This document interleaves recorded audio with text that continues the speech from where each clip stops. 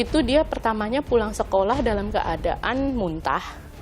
Terus dia mengeluhkan perutnya sakit, tengkuknya sakit, kepalanya sakit, tangan-tangan dan kakinya sakit semuanya. Sedikit psikisnya terganggu, karena dia nggak mau pergi ke sekolah, nggak mau bertemu dengan kawan-kawannya. Bisa dikatakan data menunjukkan bahwa terjadi situasi darurat kekerasan menurut kami di satuan pendidikan.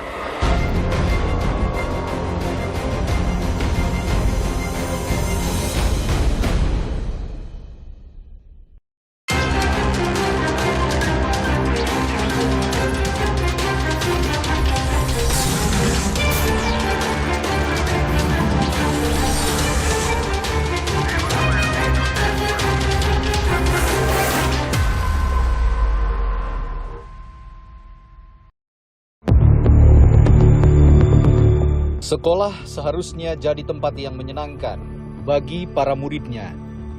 Namun bagi beberapa siswa, sekolah tak lagi mengundang ceria, bahkan memunculkan trauma akibat perundungan yang dilakukan teman-temannya. Perundungan di sekolah masih terus berlangsung di sejumlah daerah. Perundungan terjadi di tingkat sekolah dasar hingga sekolah menengah atas. Baru-baru ini kasus perundungan di sekolah dialami seorang siswa kelas 1 SD di Cilengsi, Kabupaten Bogor. Peristiwa ini meninggalkan dampak psikologis yang mendalam pada diri korban.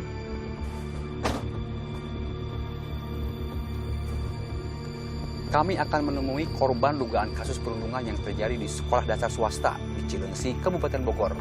Kami ingin mengetahui bagaimana bentuk dugaan perundungan yang dialami siswa kelas 1 tersebut.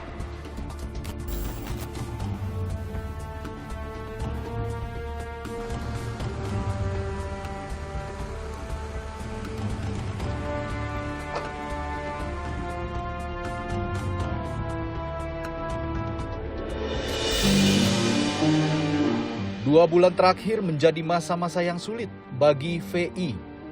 Hatinya terluka melihat buah hatinya yang masih duduk di kelas 1 SD, L, berubah sejak diduga mengalami perundungan fisik di sekolah akhir Juli lalu.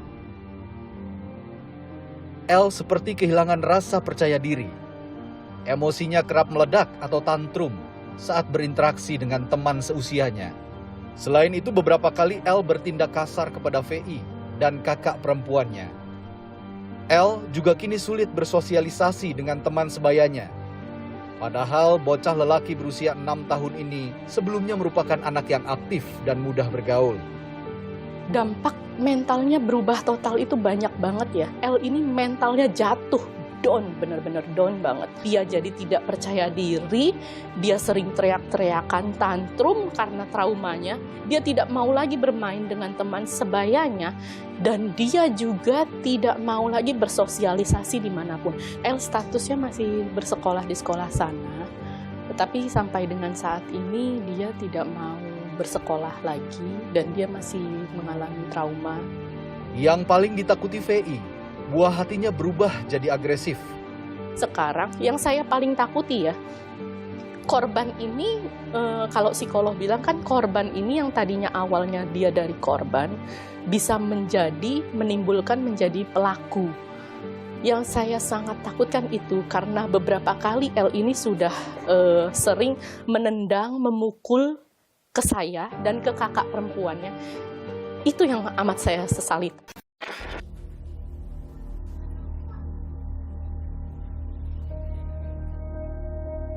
Dugaan perundungan yang menimpa L terjadi pada 28 Juli lalu. Saat itu L yang baru saja tiba di rumah usai pulang sekolah, muntah, mengeluh pusing, dan nyeri di beberapa bagian badannya. Awalnya L tutup mulut. Setelah sang ibu membujuknya, L akhirnya menceritakan perundungan yang dilakukan 5 teman sekelasnya di sekolah. L juga mengaku sudah 2 kali dirundung teman-temannya. Pas begitu saya korek-korek lagi, saya tanya-tanya lagi, baru dia menyebutkan, maaf ya, sebenarnya tadi Mami maaf aku tidak cerita. Aku itu kena bullying, aku dibully, kata dia. Dibully sama siapa? Aku langsung kaget. Untuk mengetahui kondisi psikis anak bungsunya, VI memeriksakan L pada psikolog di Pusat Pelayanan Terpadu Pemberdayaan Perempuan dan Anak atau P2TP2A, Kabupaten Bogor. Kejadian tanggal 28 Juli. Dan pada saat pertama kali saya bawa ke psikolog P2TP2A itu tanggal 2 Agustus. Jadi tepat 5 hari atau belum seminggu lah ya dari kejadian hari hanya. Dan itu trauma sama mentalnya benar-benar masih dahsyat-dahsyatnya banget. Dalam kasus perundungan terhadap kalangan anak atau remaja, korban berhak mendapat pendampingan dari instansi pemerintah seperti Pusat Pelayanan Terpadu Pemberdayaan Perempuan dan Anak atau P2TP2A. Retno Leliani Dewi, psikolog yang memeriksa L, menilai korban mengalami trauma kategori sedang akibat kekerasan fisik. Nah, pada saat korban ini datang, dia mampu menceritakan dengan cukup runtut, ya, cukup logis apa yang dia alami. Kami menyimpulkan dari pemeriksaan itu bahwa anak ini memang mengalami kekerasan fisik, ya, yang berdampak psikis. Jadi ada trauma yang kami temukan. Jadi anak ini menunjukkan tanda-tanda trauma nggak mau sekolah. Dari asesmen kami lihat bahwa anak yang bersangkutan ini di kondisi sedang. Usai mendapat aduan dari VI, pihak sekolah sempat mengadakan mediasi. VI menyebut dalam pertemuan yang dihadiri para orang tua, terduga pelaku tersebut, kepala sekolah menyangkal telah terjadi perundungan. Saya coba omongkan ke kepala sekolah bilang akan mendudukkan keadaan itu bersama-sama dengan orang tua pelaku lainnya. Untuk mediasi pertama, itu kepala sekolah mengatakan tidak ada kejadian itu di sekolah. Pihak sekolah sampai sekarang apa mau mendengar keluhan saya itu? Tidak, sama sekali tidak mau mendengar keluhan saya. Dan bahkan sampai saat ini dia masih memegang teguh statementnya, tidak ada kejadian itu, tidak ada kejadian itu. Guna mengonfirmasi dugaan kasus perundungan yang dialami L, kami akan menemui kepala sekolah. Kami ingin mengetahui apa yang sebenarnya terjadi pada L di tanggal 28 Juli lalu.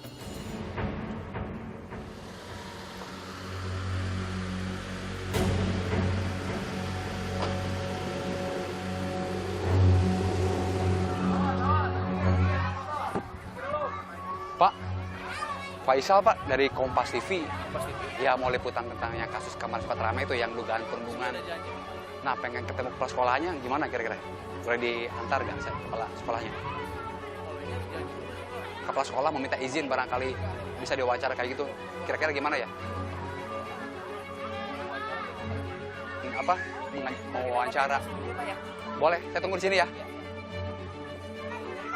Kompas TV. Banget, banyak ini kan di UTS juga. Oh sekarang di UTS? Iya, jadi belum bisa kalau hari ini. Hari ini belum bisa? Iya. Tadi ketemu, tapi kepala sekolahnya ada? Ada. Tak berhasil menemui kepala sekolah, kami lalu menghubunginya melalui pesan WhatsApp. Namun kepala sekolah menolak diwawancarai dan menyebut kasus ini merupakan urusan individu siswa. Kasus perundungan di sekolah kerap ditutup-tutupi, tak jarang pula tiada penyelesaian hingga tuntas. Akibatnya perundungan di sekolah ibarat fenomena gunung es yang akan terus terjadi. Kalau masalah bully ini sih sebenarnya dialami ini mulai dari kelas 7. Berlanjut di kelas 8 sampai ada lagi perjanjian di antara siswa juga yang terlibat juga kemarin itu supaya tidak membuli dan mengkompas atau apapun itulah sifatnya gitu loh.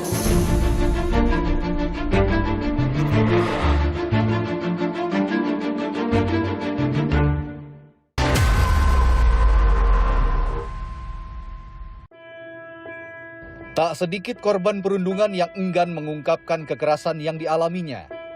Akibatnya perundungan yang diterima korban menjadi siklus yang terus berulang. DZ, warga asahan Sumatera Utara, tak pernah mengira selama 3 tahun anaknya kerap menerima perundungan fisik dari teman-teman sekolahnya. 5 Agustus lalu, usai mendapatkan kekerasan yang kesekian kalinya, MY, anaknya yang duduk di bangku kelas 9 SMP, akhirnya berani menceritakan perundungan yang dialaminya. Mulai dari kejadian tanggal 5 itu dia demam, sampailah di hari Jumat rencana itu tanggal 11 itu mau membawa Naminya. Kalau kesehatannya saat ini memang masih memerlukan waktu yang untuk tetap kontrol karena ada sedikit masalah di perutnya itu, setiap batuk masih terasa sakit. Dari pengakuan buah hatinya, DZ pun mengetahui MY telah mengalami perundungan sejak duduk di kelas 7. MY mendapat perundungan bertubi-tubi selama 3 tahun. Mulai dari kelas 7. Mulai dari kelas 7 sampai dia ada membawa sesuatu ke sekolah karena merasa terancam jiwanya.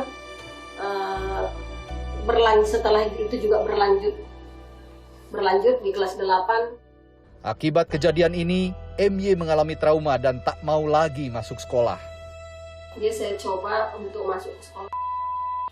Berarti dia sudah keluar dari sekolah yang lama? Sudah keluar dari sekolah yang lama. Saya coba untuk masuk ke. Jadi kalaupun nanti diterima ya syukur alhamdulillah gitu. Kalau tidak diterima,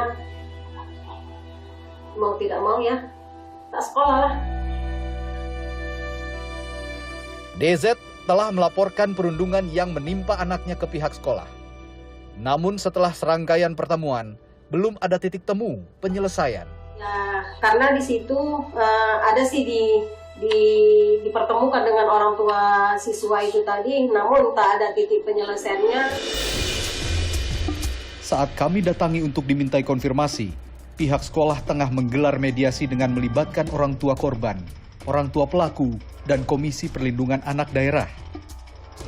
Hasil mediasi, kasus tersebut berakhir secara damai. Bahwa anaknya yang benar mengalami tindakan kekerasan fisik dari pihak pertama. Setelah dilakukan beberapa kali mediasi, diperoleh kesepakatan untuk berdamai secara kekeluargaan dengan isi satu, pihak pertama bersedia memberi bantuan pengobatan kepada pihak kedua dan pihak kedua bersedia menerima bantuan pengobatan dari pihak pertama. Pihak pertama dan pihak kedua bersepakat mengakhiri perselisihan ini dengan saling memaafkan dan tidak saling berkhianat. Perundungan yang terjadi di lingkungan sekolah memantik pertanyaan, mengapa kasus ini terus saja berulang? Komisi Perlindungan Anak Indonesia (KPAI) menilai perlu ada perbaikan pada sistem pendidikan. Tidak hanya mengutamakan pencapaian pengetahuan, tapi juga penguatan karakter. Kalau disebut sistemnya salah, tidak. Tapi ada perlu penyempurnaan. Perlu refleksi, perlu evaluasi. Misalkan kurikulum lebih banyak menekankan kepada target pencapaian pengetahuan, nah, maka harus kemudian diperbaiki menjadi capaian target penguatan karakter, penguatan akhlak mulia. Anak pinter tapi nggak beradab buat apa? Anak pinter tapi menjadi pelaku kekerasan, menjadi korban kekerasan kan akan menjadi masalah di tumbuh kembangnya. Menurut KPAI, sekolah merupakan garda terdepan dalam mendeteksi perundungan. Baik secara fisik maupun verbal, perundungan tak bisa dipandang masalah kenakalan anak semata. Sekecil apapun persoalan yang menimpa kepada anak harus terkomunikasikan kepada orang tua. Yang kedua, dilakukan semacam telaah atau dideteksi. Ini persoalannya sebenarnya persoalan ringan, sedang, atau berat. Penyelesaiannya bisa kemudian antar orang tua, antar guru, antar anak dengan guru, dan seterusnya, hingga kemudian melibatkan komite. Jika persoalan-persoalan kekerasan yang berat, maka harus melibatkan pihak di luar sekolah. Kalau memang berimplikasi kepada hukum, ya sudah berhubungan dengan aparat penegak hukum. Dalam menangani kasus perundungan, sekolah harus terbuka. Tidak boleh menyangkal dan menutupi demi menjaga nama baik sekolah. Ketika tidak ada keterbukaan dari satuan pendidikan, kewajiban lapor dan seterusnya, ya jelas itu melanggar dari isi Permendikbud. Maka dalam konteks itu bisa sekolah ini diberikan sanksi, atau baik karena sekolah ya ada kepala sekolahnya dan sering diberikan sanksi. Di dalam Permendikbud disebut sanksinya sanksi administratif. Bagaimana kemudian akreditasinya, misalkan kalau menyangkut orang, kalau dia PNS maka diproses berdasarkan undang-undang disiplin PNS, ya bisa dipindahkan, bisa dimutasi. Lantas, bagaimana upaya pemulihan bagi korban perundungan? Itu itu dari sesi profesional, konseling dengan psikolog itu bisa dilakukan.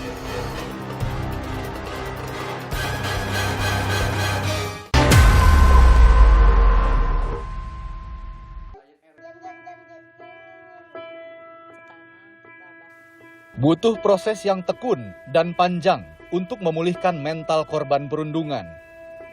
Bagi VI, orang tua korban perundungan, trauma psikis yang dialami sang buah hati adalah yang paling membuat hatinya sedih.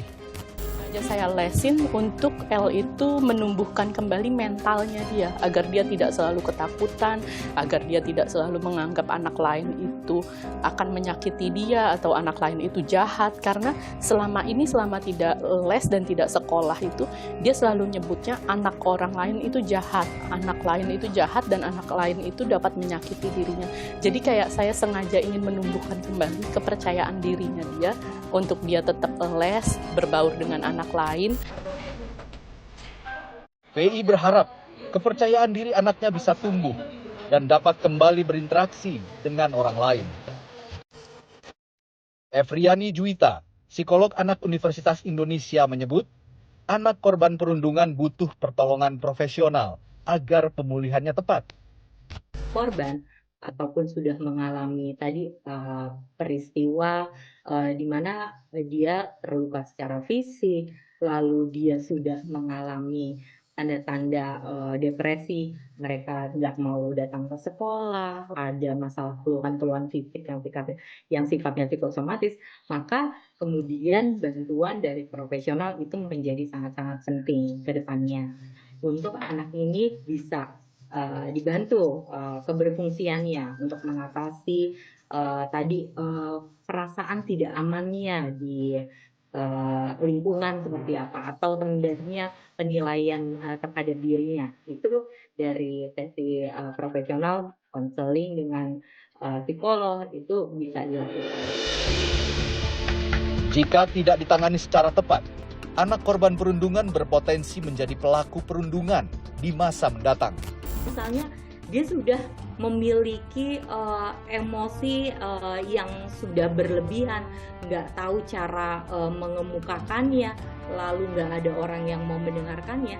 Pada anak tertentu bisa saja mengembangkannya dengan, ya sudah saya melampiaskan kemarahannya dengan melakukan pembakaran. Atau misalnya karena sudah tidak bisa tertahan lagi, dia akhirnya melakukan penusukan. Jadi di setiap kasus dinamikanya bisa berbeda-beda. Korban bullying hari ini dia berpeluang menjadi pelaku bullying di masa yang akan datang. Kalau tidak ditangani dengan tepat, kalau tidak dilakukan asesmen, didampingi, dipulihkan dari traumanya, sampai dilakukan proses integrasi sosial ya, dari kekecewaannya kemudian menjadi bisa memaafkan pelakunya dan seterusnya. Nah, ini menjadi sangat penting. Kasus perundungan yang kerap terjadi adalah potret fenomena gunung es. Perundungan di lingkungan sekolah kini berada dalam tahap mengkhawatirkan. Secara keseluruhan bisa dikatakan data menunjukkan bahwa terjadi situasi darurat kekerasan menurut kami di satuan pendidikan ya.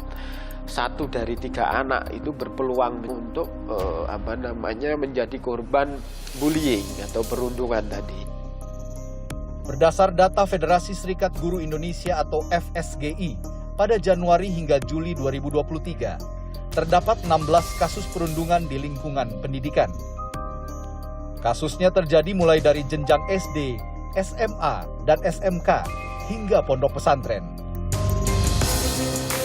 Perundungan juga terjadi di jenjang pendidikan tinggi, pendidikan kedinasan, dan pendidikan keprofesian.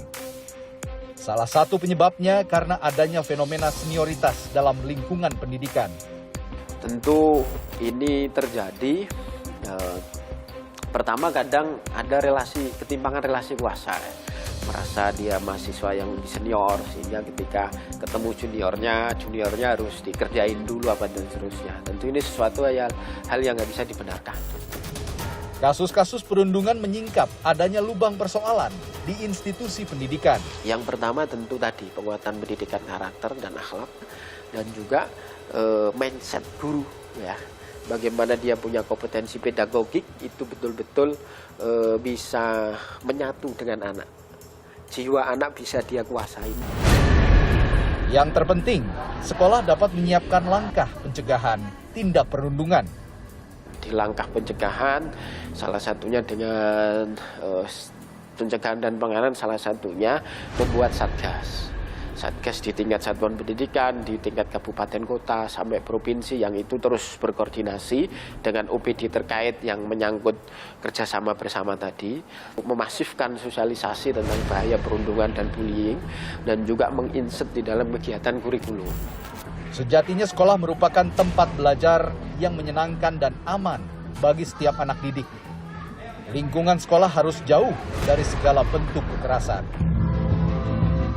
Harapan saya harusnya sekolah lebih aware, sekolah lebih antusias ke anak-anak muridnya, ke anak-anak didiknya apabila terjadi seperti ini. Harusnya bagaimana bertindak, bersikapnya. Bersikap ke anak yang korban, bersikap ke anak pelaku, bersikap ke orang tua murid kedua belah pihak. Itu harusnya ada tindak tegas, ada sikap tegas yang diambil untuk pihak sekolah. Harapan saya dari kejadian ini supaya menjadi perhatian khusus lah bagi kalangan dunia pendidikan, agar namanya sistem bully-membuli itu tidak ada lagi di sekolah.